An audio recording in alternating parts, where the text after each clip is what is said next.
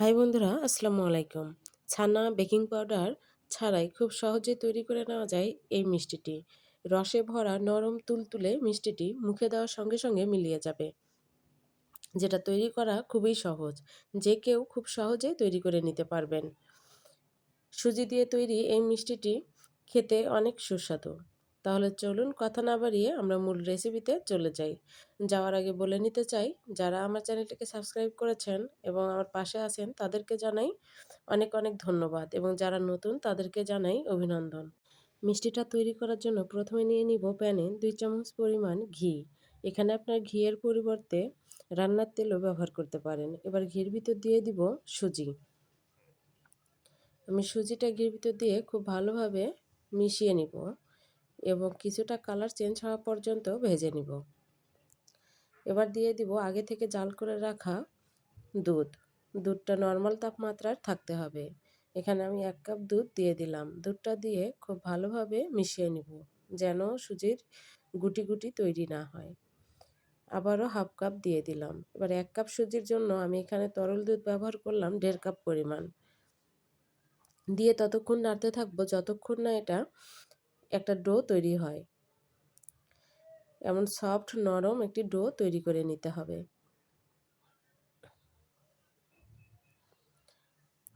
যখন প্যান থেকে আলাদা হইতে শুরু করেছে, ঠিক এ পর্যায়ে আমি এখানে দিয়ে দিলাম 1 চামচ পরিমাণ ঘি। আপনাদের ঘরে যদি ঘিটা না থাকে তাহলে এখানে না দিলেও চলবে। এবার দিয়ে কিছু সময় খুব ভালোভাবে ঘির সঙ্গে ডোটা মিশিয়ে নিব। মিশিয়ে নেওয়া হয়ে গেলে আমি ডোটা নামিয়ে রেখে দিব ঠান্ডা হওয়া পর্যন্ত। যখন 70% ঠান্ডা হয়ে যাবে, এ পর্যায়ে এখন দিয়ে দিব 2 চামচ পরিমাণ গুঁড়া দুধ। গুঁড়া দুধটা দিয়ে আমি খুব ভালোভাবে মেখে নিব। এখানে কোনো বেকিং পাউডার ব্যবহার করব না। বেকিং পাউডার ছাড়াই মিষ্টিটা খুব নরম এবং তুলতুলে হবে। এবার একটু ছোট ছোট করে লিচি কেটে নিয়ে এভাবে 2 হাতের তালুর সাহায্যে গোল শেপ দিয়ে নিব। শেপটা খুব ভালোভাবে নেওয়া হয়ে গেলে এবার 2 হাতের তালুর সাহায্যে এবার সামান্য চেপে দিব। একইভাবে আমি সবগুলো মিষ্টির শেপ দিয়ে নিচ্ছি।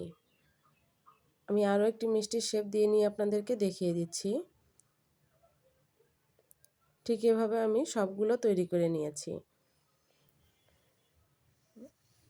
এবার মিষ্টিগুলোকে ভেজে নিব। ভেজে নেওয়ার জন্য প্যানে পর্যাপ্ত পরিমাণ তেল দিয়ে তেলটা কিছুটা গরম করে নিয়েছি। খুব বেশি গরম অবস্থায় মিষ্টিগুলো ভেজে নেওয়া যাবে না। মিষ্টিগুলো দেওয়ার সঙ্গে যখন দেখবেন এমন বুদবুদ তৈরি হচ্ছে ছোট ছোট, তাহলে বুঝবেন যে আপনাদের তেলের তাপটা ঠিকঠাক আছে।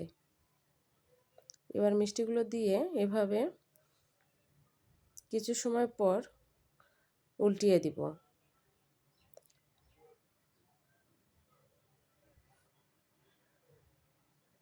এভাবে উল্টিয়ে পাল্টিয়ে আমি মিষ্টিগুলোকে ভেজে নিব। আমার মিষ্টিগুলো ভাজতে সময় লেগেছে 13 মিনিটের মতো। এবং চুলার আগুনটা অবশ্যই লো ফ্লেমে রেখে মিষ্টিগুলোকে ভেজে নিতে হবে। এবং মিষ্টিগুলো ভাজার সব শেষে এসে 1 মিনিটের জন্য চুলার আগুনটা হাই ফ্লেমে রেখে মিষ্টিগুলোকে তুলে নেবেন। এতে করে মিষ্টির ভিতরে যদি তেল প্রবেশ করে সেটা বেরিয়ে যাবে। এবার আমি এখানে চিনির শিরা নিয়ে নিব। আমার আগে থেকে চিনির শিরা তৈরি করা ছিল, সেই চিনির শিরাটাই আমি এখানে মিষ্টিতে ব্যবহার করব। আপনারা এখানে চিনির শিরা তৈরি করে নেবেন। 2 কাপ চিনি দিয়ে 2.5 কাপ পানি দিবেন। দিয়ে চিনির শিরাটা যখন এভাবে ফুটবে, ঠিক ফোটা অবস্থায় আমরা মিষ্টিগুলো দিয়ে দিব। ভেজে রাখা মিষ্টিগুলো দিয়ে দিব। দিয়ে 6 থেকে 7 মিনিটের মতো জাল করে নিব।